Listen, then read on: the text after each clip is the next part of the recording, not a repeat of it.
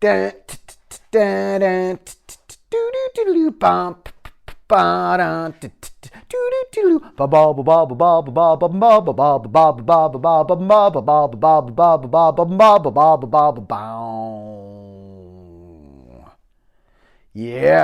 I made it a little shorter this morning. Didn't do the intro quite as long. Maybe you'll appreciate that. I don't know. Or maybe you're like, what happened to my long intro? I love that song. How you doing? Yep, I'm back. I'm just pouring a coffee, getting ready. I like to try and do this at the beginning of the week to kind of set the tone for going into the week. Pow. Pretty good. You know what? It needs a little bit of a nuke, though. Let's nuke it. Look, I want to catch up with you because last week was a lot of self-flagellation, and I'm still feeling sheepish. I'm feeling sheepish about how much I revealed, to be honest. Oh, by the way, yeah, let's introduce. This is the ADL Driftwood podcast. A day in the life of the Driftwood dude. I'm your host, Dave. And, yeah, on this podcast, we talk about dogs, daughters, New York. We're talking about all kinds of things, and I'm kind of looking back on it now, 3 hours into it. Wow, now that's too hot. Oh, man. I just burnt my lips. And I'm trying a new thing today. I've got a little lapel mic on so that I can play the instruments and kind of switch out different instruments and talk and have both hands free. I just want to quickly interject something. As we're watching this, if you're watching this on YouTube, then you can see the B-roll that I'm using. Footage is I'm mountain biking. So sorry if you're just listening to this on audio. But if you're watching it on YouTube, you've probably been seeing me mountain bike. And this is actually the ride that I took this is the day after I had done my big guilty admission about drinking, and I felt awful. And so I was going for a mountain bike ride the following day to try and get back on a good track. And, track. No pun intended. And you can see what happened. It's a cold, frosty morning. It's really slippery. And I'm about to wipe out. I'm going to time it so that okay, so there's the wipeout. And it was this is the common wipeout, the old front tire washout where it just slides out from under you and you fall over on your side. And the worst part about this wipeout was I didn't have these hip protector kind of pants that I wear underneath. They're kind of like hockey pad pants that I wear under my my leggings or whatever, and they protect you exactly for this type of wipeout. Because whenever this is a really common wipeout where the front tire slides out and you can't even get your feet on the ground. I clip into my pedals, so boom, hit my hip. If I was 10 years older, I probably would have broken my hip. It was really hard, really uncomfortable. But you know what? I stood up, I kind of shook it off, and I just kept going. And in about 5 minutes from now, I start hitting jumps again and moving on with things and looking forward to it. And I think that that's kind of a metaphor for kind of everyday situation, for these setbacks that we don't see coming that really, really hurt. And that one really, really hurt. And believe it or not, the same thing happened, I think 2 days later, again on a frosty morning in a different part of the track, exact same wipeout. That time I had remembered to put my pads on. It was the one time that I'd forgotten to wear them that this happened, and I was so annoyed at myself. But just there are lessons there about carrying on and being prepared. Isn't that the Cub Scout motto? There we go. That's all I wanted to interject and say. But I recognize that it's kind of a hot mic. We got a hot mic here because it's first of all, it's a very cheap lapel mic. It's hard to, you're either buying wicked quality or junk. And before you put $1,000 into a really good headset mic, I thought I wanted to see if it would even work. But of course, I bought a $59 mic made by a company called Boya. And I knew right then there was a lot of telltale signs that I wasn't going with the best that money could buy. And it was funny because I brought it home. Well, I ordered it online. It comes here. I open up the package, plug it in, plug it all into the iPhone, and immediately the first recording, there's all kinds of like crackling and noise floor. And I'm like, well, this thing doesn't even work. And I actually went as far as to call the company that I'd ordered it from, because they were local. They just mailed it. So it saved me a drive. But they were like, yeah, that could just be a dead on arrival return. And I went back and played with it and did the ye old blow into the electronics and kind of wiggled and pushed. And it was just kind of a bad connection where the male to female extender part connects, which is typical for just kind of cheap electronics.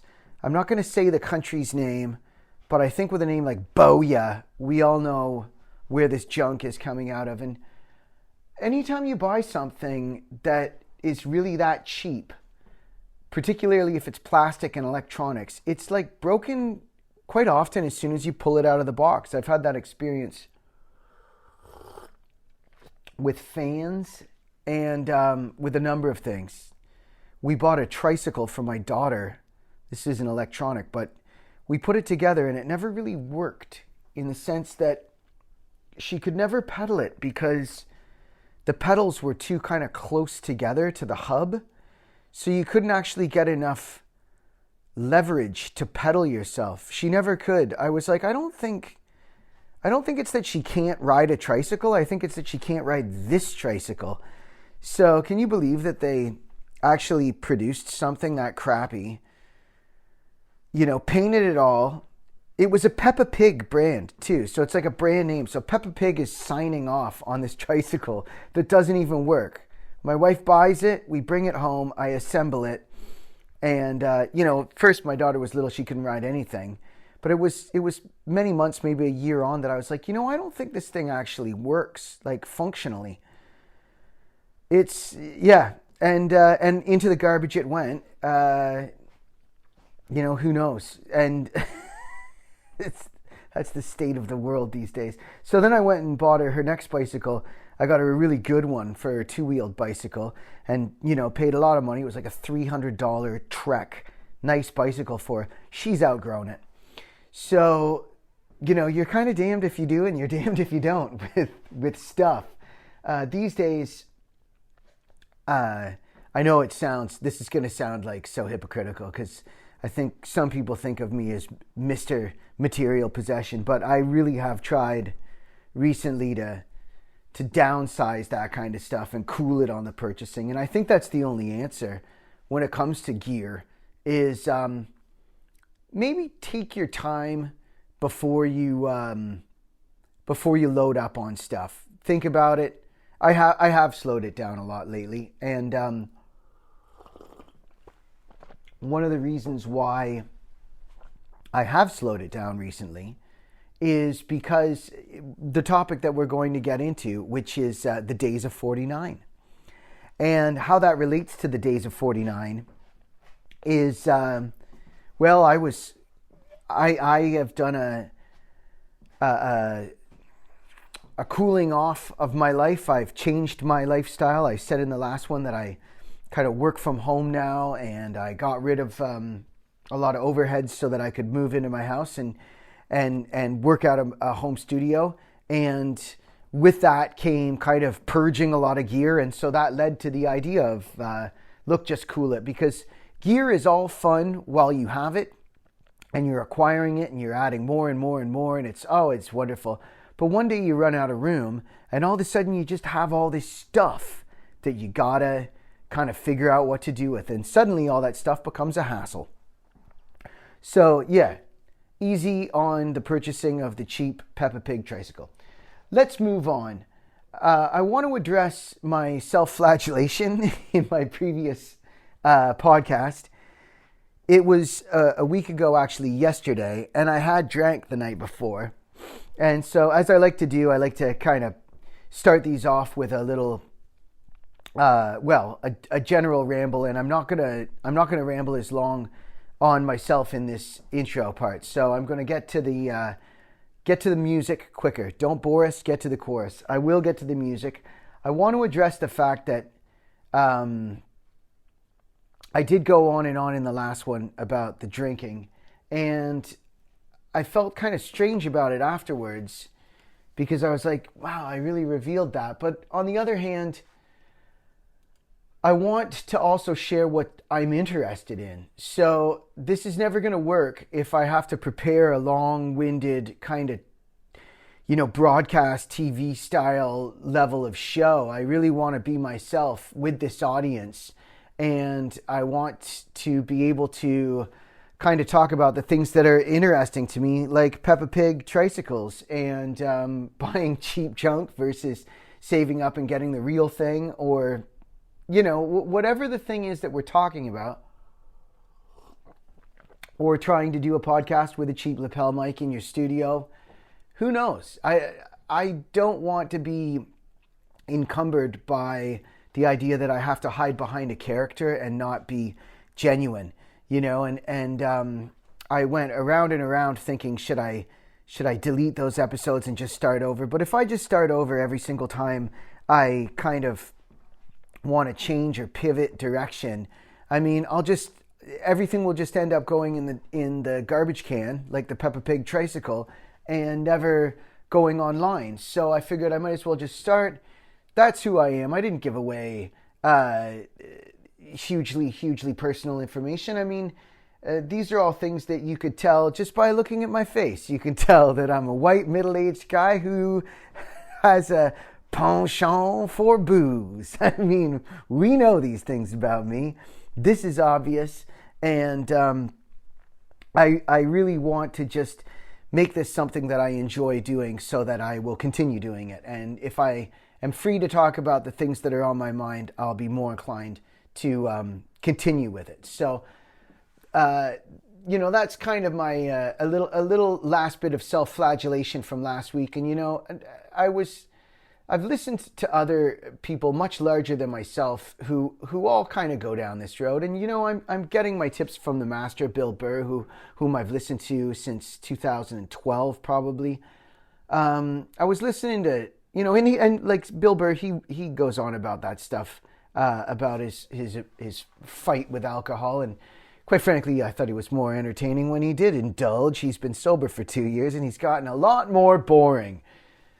And I was listening to Rob Lowe's podcast, and he had Oprah on there, and Oprah went straight into this story, personal, about let's just say something that happened to her when she was 9 years old. And I was like, whoa, Oprah. Right? Too much information, And she went on and on about it through the whole podcast with Rob Lowe. And I'm thinking, Oprah, can't you kind of regale us with some anecdotes about Hollywood? Like maybe there was a time when you were at a party and some A-level celebrity got drunk and threw his cell phone across the room, or maybe tell us how you became to be worth $1 billion. Like, do we have to keep going back to this horrible incident when you were 9 years old? And she insisted. You can look it up. It's on Rob Lowe's podcast called Literally with Oprah.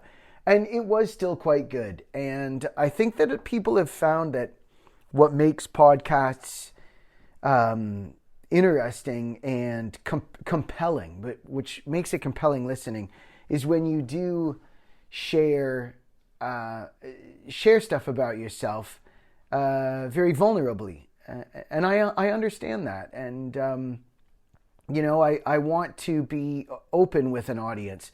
On the other hand, though, sometimes when you do overshare, it can put people off as well. I listened to Mark Maron talking about a woman whom he was with. This is very recently. And she died suddenly. And he did a whole hour talking about her. And he was crying the whole time. And it was hard to listen to. It was too much. And I heard one where with Jay Moore. Jay Moore is the comedian who was on, if you know who he is, you know who he is. It's spelled Mohr, and he's brilliant and hilarious. His book about Saturday Night Live is the best thing I've ever read, and it's because it's so candid. The best Saturday Night Live book I've ever read. But then again, I was listening to his podcast based on how much I liked his book, and I was finding it great until he did one where he was crying in his car about how he'd fallen off the wagon and was on his way driving to an AA meeting, and he was doing the whole thing on his car dash cam. That was it for me. So I guess in both of those ones, they overshared and it put me off. So I'm going to try not to overshare too much with my audience and make it dull. On the other hand, like I said, if I come into everything having done hours and hours of prep and I'm reading from a script and being a character, that's going to be no fun for me, and I'm going to give up on it a lot sooner. So there's where we're at. To give you a heads up, it was a long weekend. I've been pretty good. I've been exercising. So after my self-flagellation last Monday when I felt awful about drinking, I got a few good runs on the board. I hadn't drank all week. Thursday came along. A friend came over to visit. I told him to bring beers on the way. We got kind of drunk in the afternoon having a visit for the first time in ages. Now, there's those of you who are going to say, what the hell are you doing? Boozing in the middle of the afternoon. And there's going to be other people who say, nice move. And that depends on your age, where you are at life, and how committed you are to the whole booze thing. Because what happens is at a certain age, you realize that drinking late into the night is just a bad move. But if you still love to drink, there's this neat thing where you can get a buzz in the afternoon, then eat dinner and go to bed, and you kind of can escape hangover. So that's the one that I tried to do, and I kind of did it actually. And I tried to forget about all my self-flagellation and feeling awful about myself that had only occurred 4 days before. I was in my house. I didn't have to drive anywhere, and so he brought over the box, and we had a great conversation going, and I tried to squeeze a few of those babies down my neck before my family came home and I had to sober up and cook dinner. All right, full disclosure, I did that. Then kind of got back on track, but over the weekend, I had some kind of food poisoning. Whatever my son had it as well, because he's been, as they say down here, spewing. That is a puke. And with him, that's the only symptom, is just periodically he would just puke. and I got it. I just felt awful for a full 3 days. So I haven't had the urge to do anything other than tea and black coffee. So, that's where we're at. And look, it's a daily struggle. Everything, once you've developed bad habits and addictions, is a daily struggle, isn't it? And so we just carry on one day at a time. So we begin. And as you can hear, probably, this is a substantially better audio quality than what my intro was on, which was the Booyah microphone. Well, I'm doing it. I'm overbuilding. I have a running joke about how people are prone to overbuild everything. I would always see it with people trying to, say, build anything out of wood. They always start with 2x4s when something much smaller would do. So by the time it's done, you're like, how do you like my coffee table? And you're like, how much does it weigh? It looks like a pool table. Like, why did you make that so heavy? It's like, well, I started with 2x4s. We always overbuild. A great analogy was on Friends. There's a classic Friends episode where Joey built an entertainment center and he made it so big that it stretched into halfway the doorway on either side of the wall it was supposed to go on. So they had to get in and out of their bedrooms sideways. It's a great one. In the end, they're trying to sell it, and to prove to the guy how big it is, he says we can both get in, and so they get inside the entertainment center, and then the guy robs them. It's classic. Anyway, I'm overbuilding this podcast already because I had purchased that cheap lapel microphone thinking, yeah, it'll be great. I can just record the whole thing onto this lapel mic. And of course, in the first part of this, I talk about how disappointed with it I was with the noise floor and noise that it produced. Well, I've actually recorded this part of the podcast once already, and that noise floor reappeared. So the intro, what you're hearing that's it working at its best, the booyah.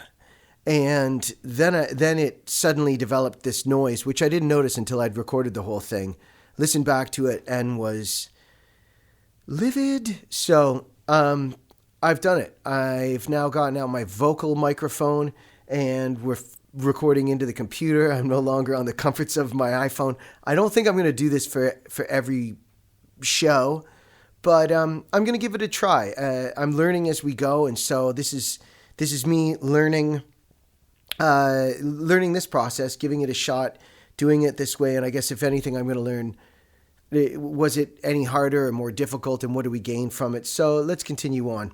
I'm talking about the song The Days of 49, and I would say by Bob Dylan, but Dylan didn't write it. It's a traditional, and I found a few sources on the internet that say it's a traditional. I found one that has a guy who wrote it. So anyway, I'm comparing the song The Days of 49 with a song that's this one we know is by Gene Ritchie originally, but it came across my radar through Michelle Schacht, and it's called The L&N Don't Stop Here Anymore.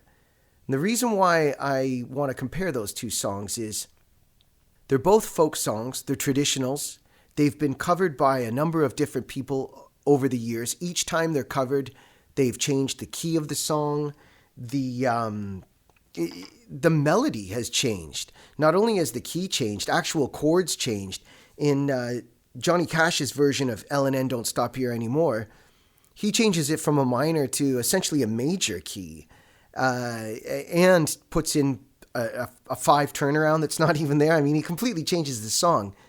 And all I have for Days of 49 is the Dylan reference to the song, but I can see in the original lyrics that it is quite a bit different from Dylan's version. But that's what happens with folk songs. Is folk songs are called folk songs because they're for the folks. They're songs that were written. And I'm paraphrasing, I heard Pete Seeger, one of the great American folk song guys of all time. And you know, Pete Seeger said these songs were written to be listened to just a handful of people. That's all they were ever probably intended to be heard. That's all anyone would have ever thought they would have been heard. They would be passed down from person to person over generations, and they would change key, and they would be sung by women and sung by men. And speaking of which, the L&N Don't Stop Here Anymore, Gene Ritchie, who wrote it, is a woman, and I believe there's a line in it where she genders herself as a male, Daddy sat me down. It's right in the first line. Daddy sat me down on his knee, said, "Son, you go to school and learn your letters." So, but it was written by a woman, not unlike, House of the Rising Sun, written by a man. Well, me and Bobby McGee was written by Chris Christopherson and kind of sung from a girl's point of view and made famous by Janis Joplin. So there we go. These things can happen. The songs can Sorry, thinking of going back to House of the Rising Sun. I mean, Eric Burdon is a man singing it from the perspective of a woman. I guess that's what I was thinking. Those are a lot of the similarities with those two folk songs, plus the fact that they're both in minor keys, and that they have a verse and a chorus that tends to it doesn't really change melody too much between the verse and the chorus, and keeps the same kind of meter.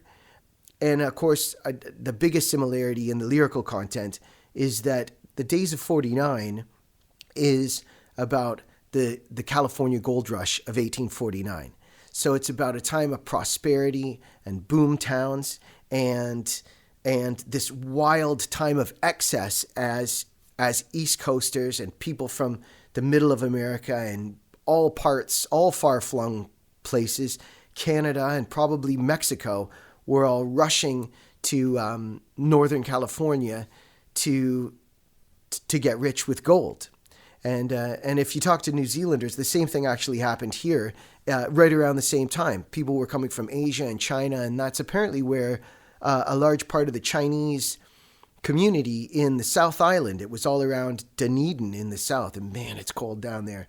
So really interesting history to think back that long ago when there would have been steamships and not really electric power anywhere. I mean, it was a completely different world. If you were transported there now, it would feel like a different planet. And these people made their way to all these rustic places to find gold to get their riches so that they would, never have to work again. And in many cases, the opposite happened. They lost limbs, they lost their life, they got sick. It took everything from them, this gold rush. And that's what I think makes the Wild West and the expansion into the West and the expansion into these new places so interesting to remember these times. And where I got all my information about this, I guess I'll give a quick shout out to a few of the books that I have read over time, because I can't remember which book I got it from, but there's 3 here on my Kindle. And so it's from one of them, I'm quite certain. It's either a book called, and I'll put links to these in the description of the video, and on the podcast, actually, on the audio, I can do it as well. American Nations, A History of the 11 Rival Regional Cultures of North America. This is a book that I am continually going over and over. I love it. And it's by Colin Woodard, that book. It's fantastic, and how regionally, all the way back to the founding of America and when people were populating the whole continent, ideologically, a lot of those beliefs have held from then until now.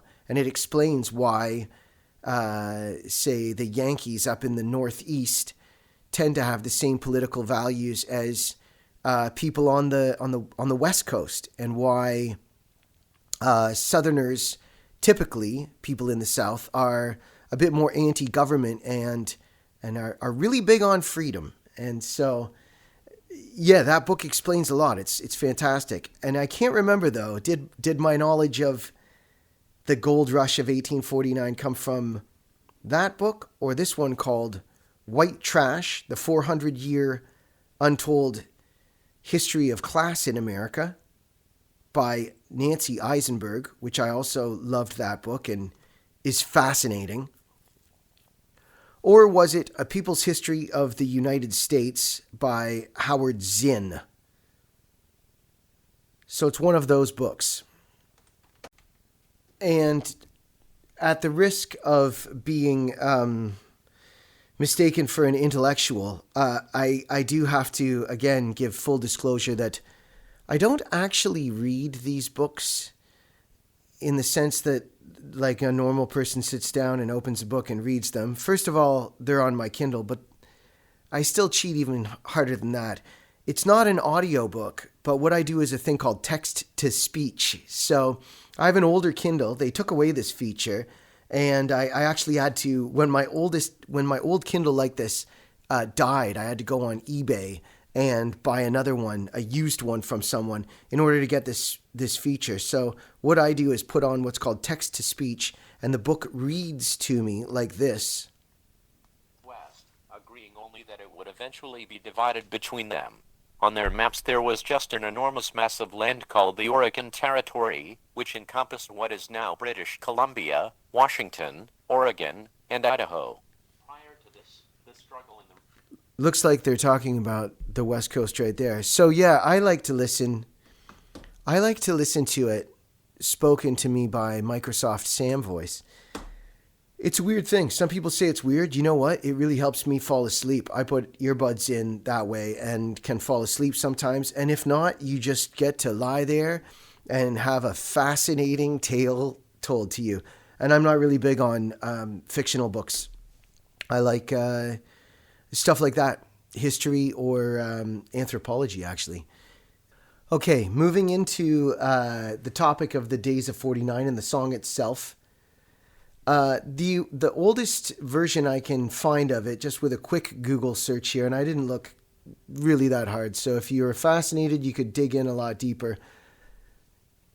Like I said, originally the song came across my radar from a 1970 album by Bob Dylan called Self-Portrait. And see, I always thought it was a Dylan original. All the characters in the song sound like Dylan characters. The way that he's got individual verses, and each verse tells a separate story, which is so much like Dylan, the way he presents Tangled Up in Blue and Desolation Row. It reeked of a Dylan song. And what's kind of ironic about that is, here's a Dylan song, or a song that Dylan's playing that you might think is an original, is actually a traditional cover. And then there's other songs that you think are traditionals you don't think Dylan wrote. Like, as I mentioned in a previous one, To Make You Feel My Love, Wagon Wheel, or You Ain't Going Nowhere. These songs, and even, his epic ones, The Times They Are A-Changin' or Blowin' in the Wind, they seem like they're older than Dylan. They seem like they've been around forever. You don't think that Dylan wrote them. But ironically, he did write those songs. However, he didn't write The Days of 49. So from this website called the Kloosterman Genealogy, with a K, Kloosterman, I don't know, and I'm not going to go through the whole thing. I just found that here it says traditional lyrics, and there's a version here by John A. Lomax, Cowboy Songs. Maybe that's the name of the album. 1916. And looking over the lyrics, they're similar to Dylan's, but they are different. There's a verse here called There's Old Aunt Jess, that hard old cuss who never would repent. He never missed a single meal, nor never paid a cent. Why didn't Dylan use that? That's funny. Okay, so there's different lyrics, different versions, and much like a folk song, they get, passed down over the years. And, things change, and Dylan's infamous for changing his stuff. So I'm about to play the Dylan version, or a verse of it, on the Mando. And the reason why I chose the Mando for this is because, earlier I was saying about, in a previous episode, I was saying how the song You Ain't Going Nowhere is only 3 chords. And it's the first song that I always attempt when I jump on a new instrument I've never played before. Well, I actually am going to apologize in advance for my Mando playing, because I'm really rough on the Mando. But I picked it up about 1.5 years ago, and I've played it on and off. And, this is the first time I've pulled it out of its case and tuned it up in ages. And you know what? I might keep it in circulation for a little while. So Days of 49, actually, is one that I found kind of boring on guitar, but I was finding it kind of challenging and a good exercise on the Mando. So I'm going to give an attempt on the Mando. That's mandolin, by the way. I'm old Tom Moore from the Bummer Shore in the good old golden days. They call me a bummer and a gin sot too, but what cares I for praise? I wander around from town to town, just like a roving sign, and all the people say there goes Tom Moore in the days of 49. Come on, F chord, don't fail me. In the days of old, in the days of gold, how oftentimes I repine. In the days of old, when we dug up the gold, in the days of 49. Not bad. Try verse 2. My comrades, they all love me well, jolly, saucy crew. A few hard cases I will recall, though they all were brave and true. Whatever the pinch, they never would flinch, they never would fret or whine. Like good old bricks, they stood the kicks in the days of 49. In the days of old, in the days of gold, how oftentimes I repine. In the days of old when they dug up the gold in the days of 49. The mic was a little bit hot on the vocals, but again, look, we're just trying to do this and get it out there, and it's early days, so it's early days of 49. So hopefully you're sticking with me because you find something interesting in this, and I do promise I'll try to improve as I go. I'm learning as I go, and I'm doing it all on the fly without, hopefully without making this, kind of some kind of epic, James Cameron-esque Avatar type project for myself. So if you're a fan of that song, I recommend the album. It's fantastic. Self-Portrait is, I think, a little gem of Dylan's albums as well. I love that album. And as you can see, each verse kind of tells a little story, and they're hilarious. They're really, his wordplay is fantastic. I'll just read out one of my favorite verses, the second to last one. There was Ragshaw Bill from Buffalo, I never will forget. He would roar all day and roar all night, and I guess he's roaring yet. One day he fell in a prospect hole in a roaring bad design, and in that hole he roared out his soul in the days of 49. So as I said, they can lose their life there. They could lose limbs and eyes in fights, and fascinating to think about that time. And of course, it's about an epic boom time being told by a person who's now lived through that time, and they're living in poverty, and they're looking back on it, and kind of pining for those days when they used to be a big shot. And it's a funny thing because I kind of feel like that is happening right now in real life for a lot of things that we're going through in our own real lives right now. And I think YouTube is probably the biggest example. People who were in YouTube in the days of 49, in the halcyon days prior to COPPA, the Children's Online Privacy Protection Act, that decimated, I would say, half the channels in terms of ad revenue because they were all for kids. And there's a number of other issues, but there was a peak time.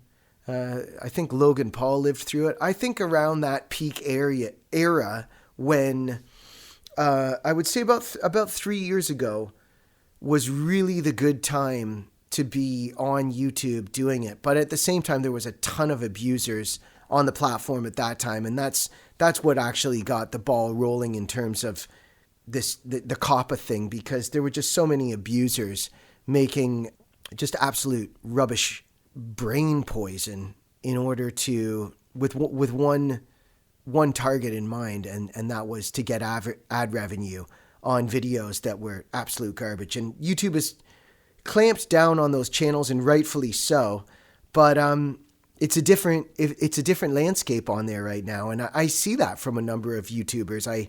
I follow a number of people on there, and you can see that they're kind of scrambling and trying to find alternative revenue streams, and through clothing or merch or podcasts or donations or Patreon, because it really is no longer the days of 49 on there. That COPPA thing, which anyone who's uploaded a video to YouTube will know, that it asks you a number of questions about whether or not your video is for children or not. And you have to admit whether it is or it isn't. And if you say it is, you are no longer eligible for targeted ads. And of course, they pay a lot higher per view. So the incentive is to make content that is not for children. So you'll get, less views, still earn more ad revenue. And I do find it interesting, the amount of channels that I come across that I suspect are not claiming that they're for children when they clearly are. I look at a lot of family vlogs, and I think, you have children starring in this video. This video is all about your children. And you're just in there kind of directing your children through this video. And the people who are identifying with this are a children audience. Are you claiming that this is for children, or are you saying that it's not and that it's a parent channel?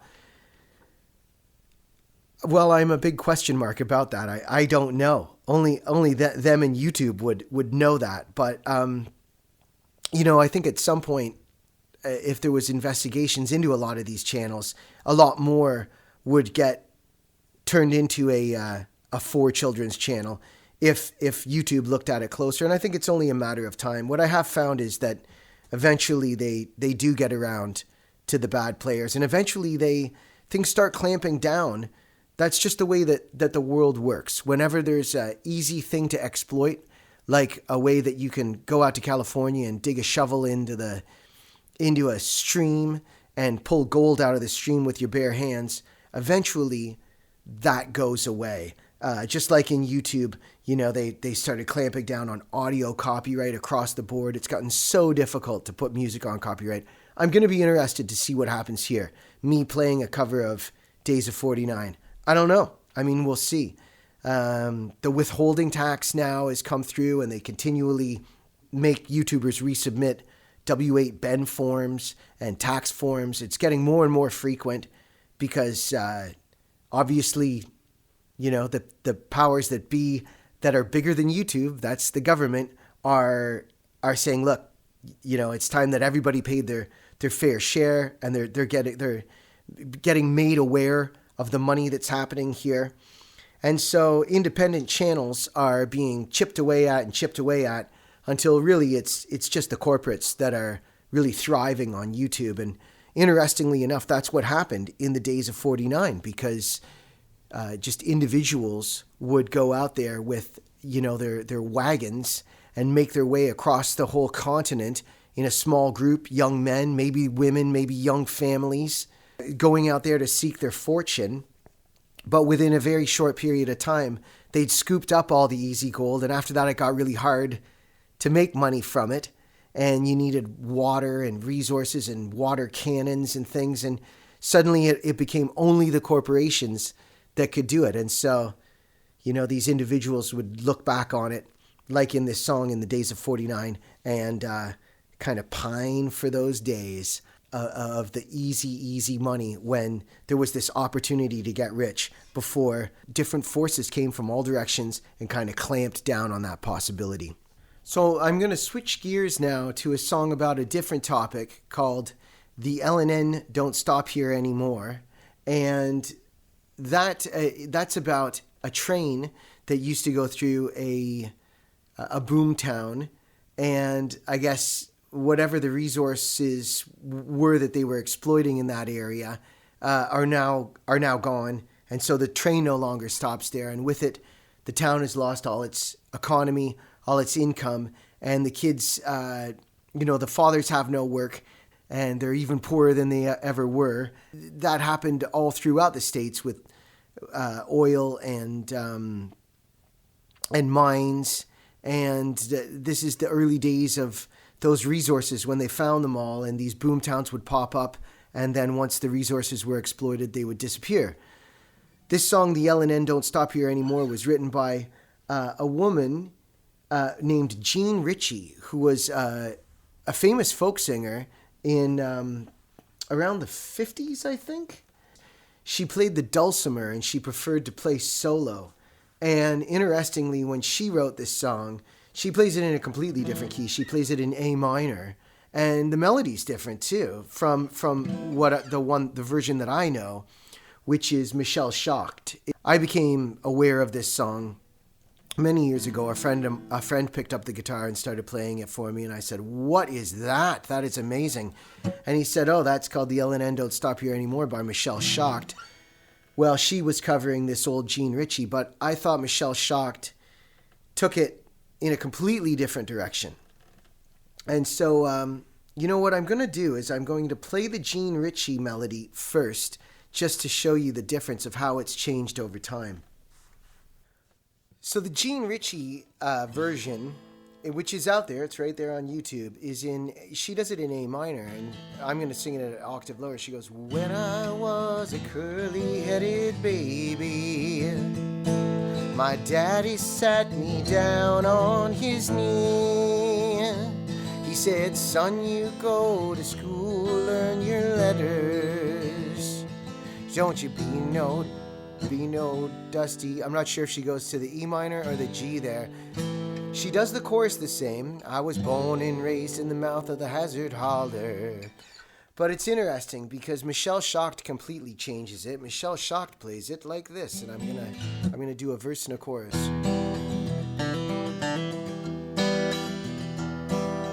When I was a curly-headed baby, Daddy sat me down on his knee. He said, son, you go to school, learn your letters. Don't you be no dusty coal miner like me. I was born and raised in the mouth of the hazard holler. The coal cars rolling rumble past my door. Now they stand in a rusty row all empty, 'cause the L&N don't stop here anymore.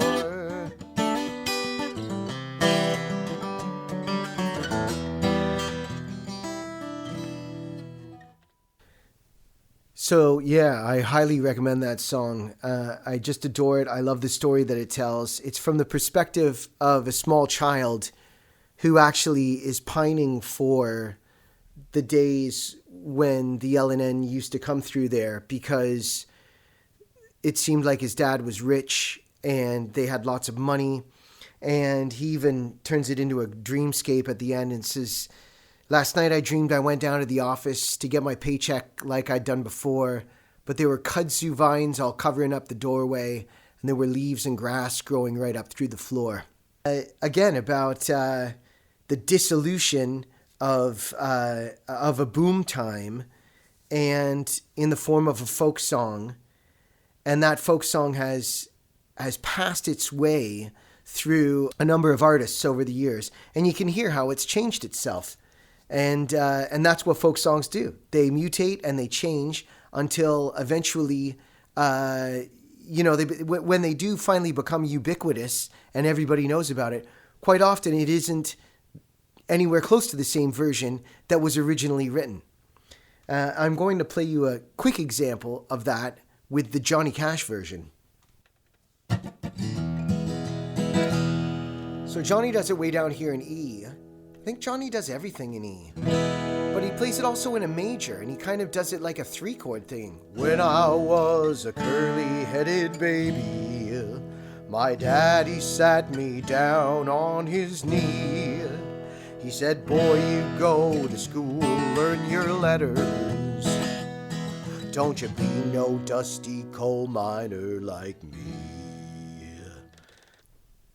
So there's 3 very, very different versions of essentially the same song written by Gene Ritchie, passed on to different artists with their own interpretation of it. I think that's really what I wanted to share today.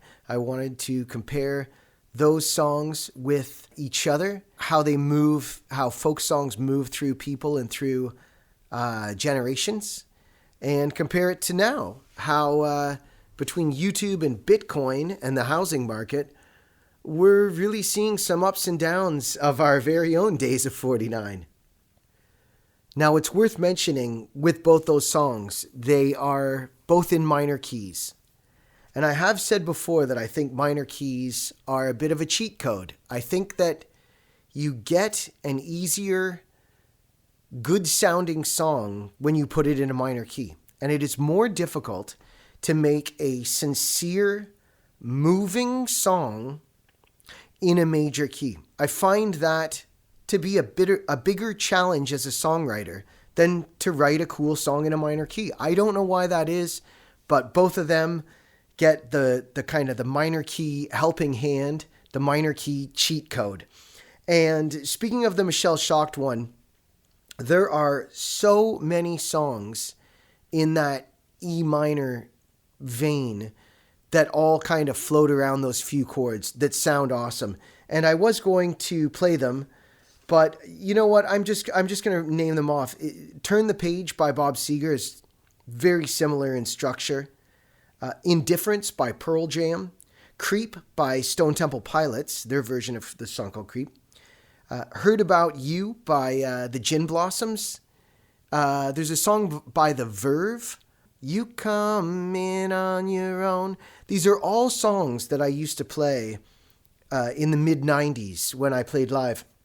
And of course, Rockin' in the Free World by Neil Young is E minor DC. The reason why I thought of them is because I used to play all these songs back in the day. And when I first started performing live, I thought, oh, these songs are so great and they're so moody. And I was such a moody, cranky, early 20-something-year-old. And I'm going to get up there and show the world what a sensitive, deep, introspective person I am. And I would string together a bunch of these boring songs. And the feedback would always be, I played with a bass player who was 15 years older than me. And so he had a different group of friends come and watch us. And the feedback from these, mid 30-something friends was always, you guys are depressing, and we're here to drink beer and it's the weekend. And why are you punishing me with these depressing minor key songs? But early performers, when you're young and you're just starting out, I don't know why, but it's attractive to play these kind of morose songs. And I certainly did my fill of them. I mean, I literally would do a 20-minute medley of them, to the point that I wasn't satisfied until I had turned the audience into. Have you seen the movie Night of the Living Dead? Yeah. I wasn't satisfied until the audience were crying into their beer. So it's again, that's the cheat code, the minor key cheat code. So I promise next week I'm going to lighten things up and get me back to a major key, man, and I will. I've had a good time. I'm going to wrap it up. That's it. And look, this was a new effort, a new thing that I was doing today, giving this a shot with the studio mic and standing up with the guitar and the mando. And I don't know how it's going to work out, but I had the idea for this. I wanted to get it out of my head. And now it's done. Days of 49, L&N. I'm going to sign off and catch up with you next week. Good talking at you.